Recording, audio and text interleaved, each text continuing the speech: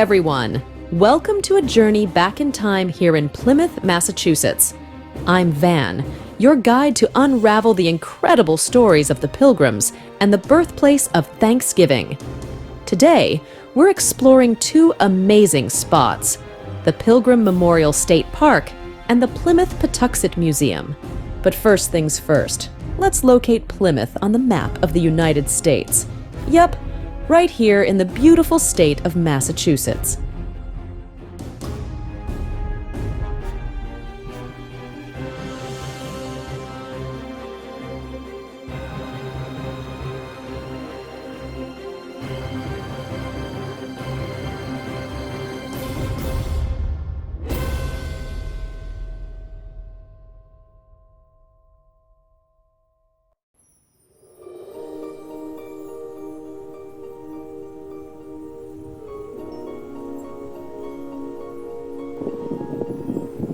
Our first stop is the iconic Plymouth Rock, or as some locals affectionately call it, the Plymouth Stone 1620.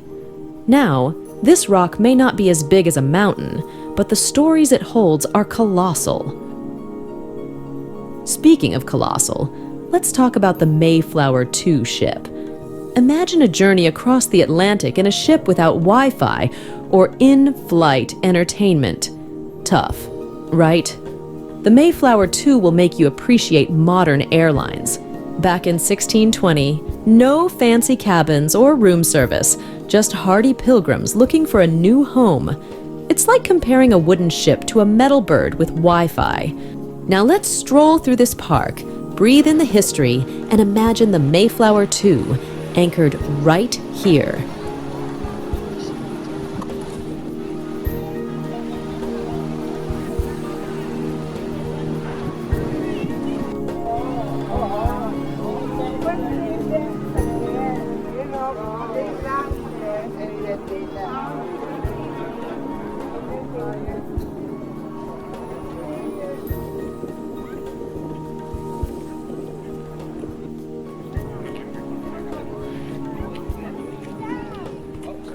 Now, let's dive into the Plymouth Patuxent Museum, where history comes alive.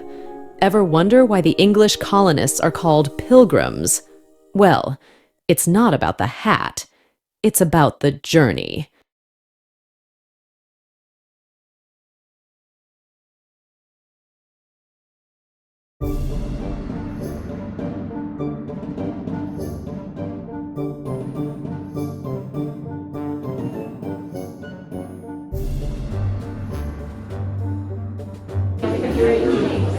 Now, what's an apothecary, you ask? Think of it as the CVS of the 17th century. A place for medicine, herbs, and probably no discounts. No BOGO deals here.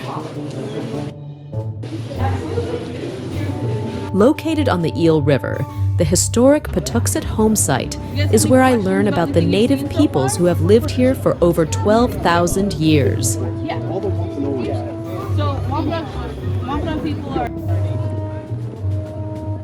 And who can forget the Waitu? It's not a fancy hotel. It's a traditional Native American dwelling. I wonder if they had Waitu reviews on 17th century Yelp. Now let's talk Mishoon, the ancient cousin of the modern kayak. These bad boys were the SUVs of water transportation, and the pilgrims rode them like pro sailors. Some corn and beans. Looks like there's some cranberries in there also.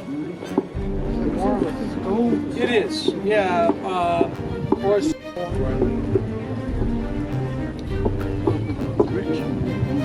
Yeah, it's a stew, you know.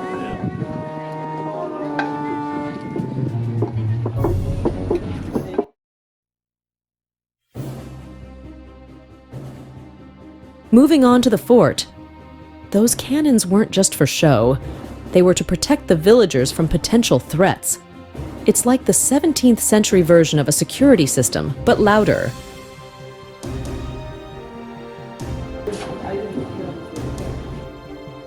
Look at these charming thatched roof houses. They're like the cozy Airbnb of the 1600s.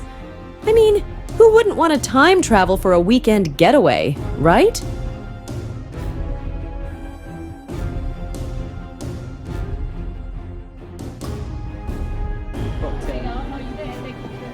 Now let's mingle with historical performers who'll show us how life was, from hunting to chopping wood and even growing beets. Spoiler alert, no microwaves or instant pots back then.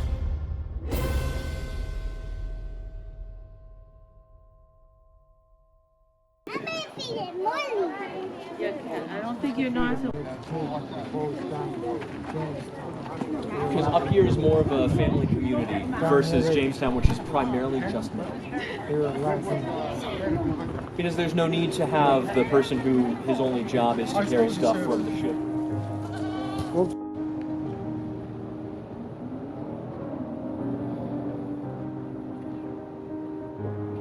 And of course, we can't forget the adorable animals. From sheep to buffalo, these were the 17th century equivalents of modern-day house pets. Imagine having a buffalo as a pet today.